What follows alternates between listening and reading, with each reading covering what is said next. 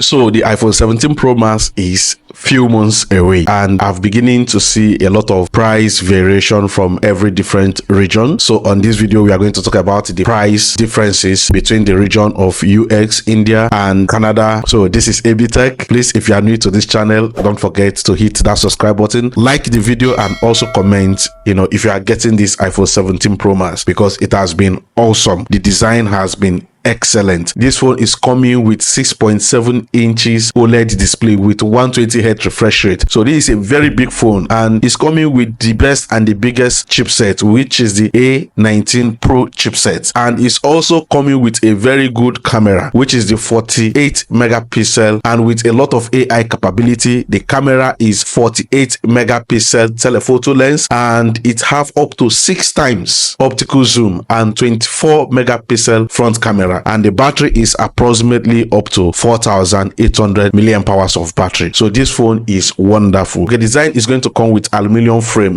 shifting from the titanium frame, and this is going to reduce the weight of this device. So according to the reports we are getting, some reports suggest that in US that you are going to get this phone at $1,299, but another report is coming that is going to be up to $1,499, so almost $1,500, and in United Kingdom is going to be around 1,299 pounds to 1,399 pounds, and in Dubai is going to be around 4,500 dirhams and 5,100 dirhams, and this is also going to be influenced by import duties and VAT and all that. In Nigeria, there is no official price yet, because it's expected to be higher due to the cost of of importation, because currency over there is not that stable. And in Australia, is going to cost around 2,199 Australian dollars to 2,399 Australian dollars, and these are the price variations based on the regions. But one thing I know about this device is you are going to enjoy it, you are going to like it, and let's just keep our fingers crossed and see what is going to be final when Apple will be releasing it in September. See you in my next video. Peace out.